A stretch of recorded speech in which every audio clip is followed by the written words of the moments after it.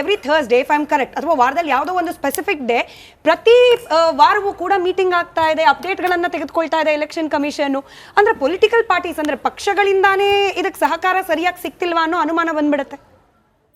ಕಾಂಗ್ರೆಸ್ ವಕ್ತಾರರು ಚುನಾವಣಾ ಆಯೋಗದ ಬಗ್ಗೆ ಬೊಟ್ಟನ್ನು ತೋರಿಸಿ ಅವರು ಹೇಳ್ತಾ ಇದ್ರು ಚುನಾವಣಾ ಆಯೋಗ ಸರಿ ಕೆಲಸ ಮಾಡಲ್ಲ ಅಂತ. ನಿಮ್ಮ ರಾಜ್ಯ ಸರ್ಕಾರದಿಂದ ನಿಯೋಜನೆಗೊಂಡಂಥ 56,000 ಜನಕ್ಕೆ ಕಾಲಕಾಲಕ್ಕೆ ಟ್ರೈನಿಂಗ್ ಕೊಟ್ಟು ಅವ್ರೇನು ಮಾಡ್ತಿದ್ದಾರೆ? ಅವ್ರು ನಿಮ್ಮ ಮಾತನ್ನ ಕೇಳ್ಕೊಂಡು ಶಾದಿ ಮಹಲ್ಗಳಲ್ಲಿ, ಕಲ್ಯಾಣ ಮಂಟಪಗಳಲ್ಲಿ ಮತ್ತೆ ಮಸೀದಿಗಳಲ್ಲಿ ಜನನ ಕರೆಸಿ ಒಟ್ಟಿಗೆ ಸೇರಿ ಫಾರಂ ಕೊಡ್ತಾರೆ. ಕಾನೂನು ಏನು ಹೇಳುತ್ತೆ?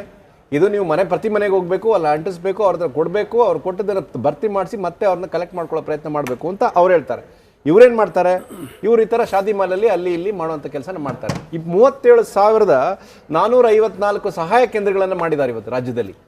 ಆ ಸಹಾಯ ಕೇಂದ್ರದಲ್ಲಿ ಇರ್ತಕ್ಕಂಥ ಅಧಿಕಾರಿಗಳು ಏನು ಮಾಡ್ತಿದ್ದಾರೆ? ಇವತ್ತು ಏನು ಮಾಡ್ತಾ ಇಲ್ಲ. ಆದರೆ ರಾಜ್ಯ ಸರ್ಕಾರ ಇವತ್ತೇನು ಭಾಳ ಬ್ಯುಸಿಯಾಗಿರ್ತಕ್ಕಂತಂದ್ರೆ ಒಂದು ಶಾಶ್ವತ ಒಂದು ನಿವಾಸ ಪತ್ರವನ್ನು ಕೊಡೋದಲ್ಲಿ ಭಾಳ ತಲ್ಲೀನರಾಗಿದೆ. ಕಾರಣ ಏನಂತಂದ್ರೆ ಬಾಂಗ್ಲಾದೇಶದಿಂದ ಅಲ್ಲಿಂದ ಬಂದಂಥ ಹೊರ ಪರಕೀಯರ ಬಗ್ಗೆ ಇವ್ರನ್ನ ಒಂದು ವೋಟ್ ಬ್ಯಾಂಕ್ ಮಾಡ್ಕೊಳ್ಳೋಕ್ಕೋಸ್ಕರ ಒಂದು ದೊಡ್ಡ ಒಂದು ಷಡ್ಯಂತ್ರವನ್ನು ಮಾಡಿ ಅವ್ರಿಗೆ ವಾಸಸ್ಥಳವನ್ನು ಕೊಡುವಂಥ ಕೆಲಸವನ್ನು ಮಾಡ್ತಿದ್ದಾರೆ. ನನ್ನ ಹತ್ರ ಈ ರೆಕಾರ್ಡ್ ಇದೆ. ಇವತ್ತು ಎಷ್ಟು ಜನಕ್ಕೆ ಅವರು ಎಷ್ಟು ಕೊಟ್ಟಿದ್ದಾರೆ, 5.5 ಕೊಟ್ಟಿದ್ದಾರೆ, ಅದ್ರಲ್ಲಿ ಏನು ಕೊಟ್ಟಿದ್ದಾರೆ ಅಂತೆಲ್ಲ ನನ್ನ ಹತ್ರ ಲೆಕ್ಕ ಇದೆ. ನಾನೇನು ಸುಮ್ಮನೆ ಹೇಳ್ತಾ ಇಲ್ಲ ನಿಮಗೆ. ಅದರ ಶಾಶ್ವತ ನಿವಾಸಿ ಪತ್ರ ಮಾಡಲಿಕ್ಕೆ ಮಾನ್ಯ ಮುಖ್ಯಮಂತ್ರಿಗಳು ಹೇಳಿದ್ದಾರೆ. ಇದನ್ನ ಕೊಡೋ ಉದ್ದೇಶ ಏನಂತಂದ್ರೆ ಎಲ್ಲ ಓಟನ್ನು ಮಾಡ್ಕೊಳ್ಳತಕ್ಕಂಥ ಒಂದು ಕೆಲಸ ಇದು. ಇವರಿಗೆ ಶಾಶ್ವತ ಒಂದು ನಿವಾಸ ಪತ್ರವನ್ನ ಪರ್ಮನೆಂಟ್ ರೆಸಿಡೆನ್ಸ್ ಸರ್ಟಿಫಿಕೇಟ್ ಕೊಡ್ಲಿಕ್ಕೆ ಯಾವ ಕಾನೂನಿನ ಅಡಿಯಲ್ಲಿ ಇವರಿಗೆ ಅಧಿಕಾರ ಇದೆ ಹೇಳಿ? ಭಾರತ ಸಂವಿಧಾನದ ಆರ್ಟಿಕಲ್ 14 ಪ್ರಕಾರ ಒಂದು ದೇಶ ಒಂದು ಪೌರತ್ವ, ಇದು ಸಿಟಿಜನ್ಶಿಪ್ ಆಕ್ಟ್ ಪ್ರಕಾರ ಅದು ಕೊಡ್ಲಿಕ್ಕೆ ಬರ್ತಕ್ಕಂಥದ್ದು ಕೇಂದ್ರ ಸರ್ಕಾರಕ್ಕೆ ಮಾತ್ರ ಕೊಡ್ತಕ್ಕಂಥದ್ದು. ಇವರು ಒಂದು ಸಾವಿರಾರು ಜನಗಳನ್ನ ಮಾಡಿ ಯಾವ ಆಧಾರದ ಮೇಲೆ ಇವರು ಕೊಡ್ತಿದ್ದಾರೆ? ಹಾಗಾಗಿ ನಿವಾಸಿ ಪತ್ರಕ್ಕೂ ಈ ದೇಶದ ಸಿಟಿಜನ್ಶಿಪ್ ಪತ್ರಕ್ಕೂ ಬಹಳ ವ್ಯತ್ಯಾಸ ಇದೆ. ಸಿಟಿಜನ್ಶಿಪ್ ನೀವು ಹೇಳ್ದಂಗೆ ಹೌದು ಕೇಂದ್ರ ಸರ್ಕಾರಕ್ಕೆ, ಬಟ್ ರೆಸಿಡೆನ್ಸ್ ಅಂತ ಯಾವ ಆಧಾರದ ಮೇಲೆ ಕೊಡ್ತಾರೆ ಹೇಳಿ? ಅವರು ಯಾವ ಕಾನೂನಿನ ಅಡಿಯಲ್ಲಿ ಅವ್ರು ಕೊಡ್ತಾರೆ? ಚುನಾವಣಾ ಆಯೋಗ ಹೇಳಿರುವ ಆಧಾರದ ಮೇಲೆ.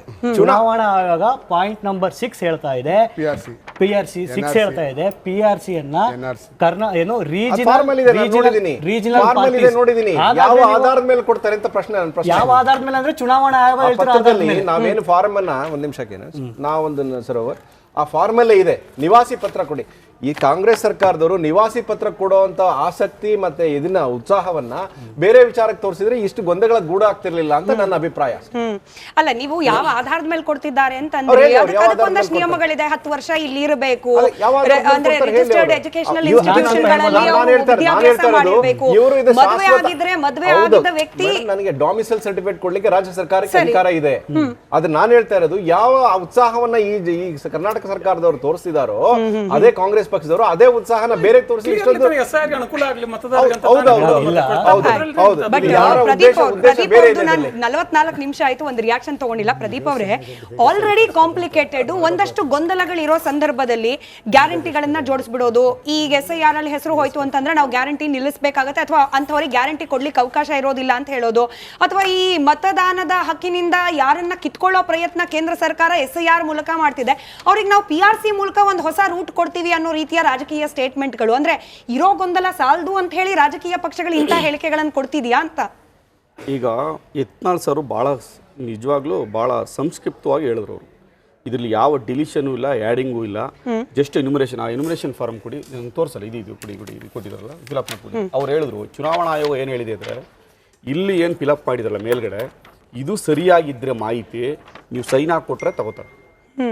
ಸೈನ್ ಯಾವುದನ್ನೇ ಫಿಲಪ್ ಮಾಡಬೇಕಾಗಿಲ್ಲ. ನೀವೇನು ಇದು ಸರಿ ಇತ್ತು ಅಂದರೆ ನೀವು ಏನನ್ನೂ ಫಿಲಪ್ ಮಾಡಬೇಕಾಗಿಲ್ಲ. ಯಾಕಂದ್ರೆ ಸರ್ ಹೇಳ್ತಾ ಇದ್ರು ಇದೆಲ್ಲ ಫಿಲಪ್ ಮಾಡಕ್ಕೆ ಭಾರಿ ಗೊಂದಲ ಇದೆ ಅಂತ. ಚುನಾವಣಾ ಆಯೋಗ ಕ್ಲಿಯರ್ ಮಾಡಿದೆ, ಮೇಲೆ ನಿಮ್ಮ ಮಾಹಿತಿ ಸರಿಯಾಗಿದ್ದರೆ ಇದು ಯಾವುದನ್ನು ಫಿಲಪ್ ಮಾಡಬೇಕಿಲ್ಲ, ನಿಮ್ಗೆ ಸಹಿ ಮಾಡಿಕೊಟ್ರೆ ನಾವು ತಗೋತೀವಿ ಅಂತ ಹೇಳಿದೆ. ನಂಬರ್ 1 ಸರಳ. ಯಾಕೆ ಡಿಫಿಕಲ್ಟ್ ಅಂತ ಹೇಳಿದ್ರಲ್ಲ ಆ ಕಾರಣಕ್ಕೋಸ್ಕರ. ಎಸ್ ಹೌದು, BLOಗಳು ಅಸಿಸ್ಟ್ ಮಾಡಬೇಕಾಯ್ತು. ಆದರೆ ಇಲ್ಲಿ ಒಂದೇ ಒಂದು ಮಿಸ್ಟೇಕ್ ಏನಾಗಿದೆ ಅಂತಂದರೆ BLAಗಳನ್ನ ತಗೋಬೇಕಾದ್ರೆ ಈ ಸರಿ ಚುನಾವಣಾ ಆಯೋಗ ಒಂದು ತಪ್ಪು ಮಾಡಿದೆ. ವಿಲೇಜ್ ಅಕೌಂಟೆಂಟ್ಗಳನ್ನ, ಕಂದಾಯ ಅಧಿಕಾರಿಗಳನ್ನ, BBMP ಅಧಿಕಾರಿಗಳನ್ನ ತಗೋಬೇಕಾದ್ರೆ ಸ್ವಲ್ಪ ತಪ್ಪು ಮಾಡ್ತು. ಯಾಕೆಂದ್ರೆ ಅಂಗನವಾಡಿ ಟೀಚರ್ಸು ಮತ್ತೆ ಟೀಚರ್ಸ್ಗಳಿಗೆ ಇದಕ್ಕೆ ವೆಲ್ ನಾಲೆಡ್ಜ್ ಇತ್ತು, ಅವ್ರನ್ನೇ ತಗೊಂಡಿದ್ರೆ ಅನುಕೂಲ ಆಗ್ತಾ ಇತ್ತು. ಈ ಈ ವಿಲೇಜ್ ಅಕೌಂಟೆಂಟ್ಗಳಿಗೆ ಏನ್ ಗೊತ್ತು, ಅವರೆಲ್ಲ ಈ ದುಡ್ಡು ಹೊಡೆಯೋ ಕೆಲಸ ಇದ್ರ ಕಡೆ ಗಮನ ಇರ್ತದೆ ಎಲ್ರೂ ಇಂಥದ್ರಲ್ಲಿ generalize ಮಾಡ್ಬೋದು. ಇರಿ ಆಯ್ತು, ಬೇರೆ ಯಾವ್ದೋ ವರ್ಕ್ ಅಲ್ಲಿ ಬಿಸಿ ಇರ್ತಾರೆ ಅವ್ರು, ಈ ಕೆಲಸಗಳು ಅವ್ರ ಬಗ್ಗೆ ಕಾನ್ಸಂಟ್ರೇಷನ್ ಮಾಡಲ್ಲ. ಆದ್ರೆ ನನಗೆ ಗೊತ್ತಿರೋ ಹಾಗೆ ಜನವರಿಯಿಂದ ನಾನು ಎಲೆಕ್ಷನ್ ಕಮಿಷನ್ ರೆಪ್ರೆಸೆಂಟ್ ಮಾಡ್ತಾ ಇದ್ದೆ ನಮ್ಮ ಪಾರ್ಟಿನ. ಪ್ರತಿ ತಿಂಗಳು ಒಂದು ಮೀಟಿಂಗ್ ಮಾಡಿದೆ, ಪ್ರತಿ ತಿಂಗಳು ಮಾಡ್ತಾ ಇದ್ದೆ. ಈಗ ಇದು ಸ್ಟಾರ್ಟ್ ಆದ್ಮೇಲೆ ಪ್ರತಿ ಬುಧವಾರ ಮೀಟಿಂಗು, 12 ಗಂಟೆಯಿಂದ 2 ಗಂಟೆವರೆಗೆ ಪೊಲಿಟಿಕಲ್ ಪಾರ್ಟಿ ಮೀಟಿಂಗ್. ಆಮೇಲೆ ಎನ್ಯುಮರೇಷನ್ ಫಾರ್ಮ್ ಇಶ್ಯೂ ಮಾಡೋದು from the date of the 29th ಇಂದ 1 ಗಂಟೆಗೆ ಒಂದೊಂದು ಬಾರಿ ಎಷ್ಟೆಷ್ಟು ಎನ್ಯುಮರೇಷನ್ ಫಾರ್ಮ್ ಇಶ್ಯೂ ಮಾಡಿದೀವಿ ಅಂತ ಆಲ್ ಪೊಲಿಟಿಕಲ್ ಪಾರ್ಟಿಗೆ ಮೆಸೇಜ್ ಅನ್ನ ಡ್ರಾಪ್ ಮಾಡ್ತಾ ಇದ್ದಾರೆ.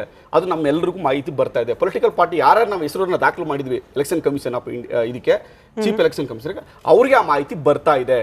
ಸೊ ಹಿಂಗಿರ್ಬೇಕಾದ್ರೆ ಚುನಾವಣಾ ಆಯೋಗ ಅವರು ಒಪ್ಕೊಂಡಿದ್ದಾರೆ. ಎಸ್, ಒಂದಷ್ಟು ಏನು 100% ಕ್ಲಾರಿಟಿ ಇಲ್ಲ, ಆದ್ರೆ ಯಾವುದೇ ಮತದಾರ ಹೋಗ್ಬಾರ್ದು, ಇದರಿಂದ ಹೋಗ್ಬಾರ್ದು. ಎಸ್, ಈ ಪ್ರಕ್ರಿಯೆ ಇಲ್ಲಿ ಮುಗಿದೋಯ್ತು, ಈಗ ಆಗಸ್ಟ್ಗೋ ಸೆಪ್ಟೆಂಬರ್ಗೋ ಮುಗಿದೋಯ್ತು ಅಂತ ಹೇಳಿ, ಅಲ್ಲಿ ಮುಗಿದೋದ್ಮೇಲೆ ಸೇರ್ಸ್ಕೊಳಕ್ಕೆ ಆಗಲ್ವಾ? ಖಂಡಿತ ಸೇರ್ಸ್ಕೋಬಹುದು. ಫಾರಂ ನಂಬರ್ 6 ಅದು ನಿರಂತರ ಪ್ರಕ್ರಿಯೆ, ಯಾರು ಒಟ್ಟು ಡಿಲೀಟ್ ಮಾಡಕ್ ಸಾಧ್ಯನೇ ಇಲ್ಲ. ಬಟ್ ಹಿಂಗೊಂದು ಸ್ಟೇಟ್ಮೆಂಟ್ ಇದೆಯಲ್ಲ, ಅಲ್ಲ ಕ್ಷಮೆ ಇರ್ಲಿ, ನೀವು ಹೇಳಿದಕ್ಕೆ ಹೇಳ್ತಾ ಇದೀನಿ, ಆಡ್ ಮಾಡಿ SIR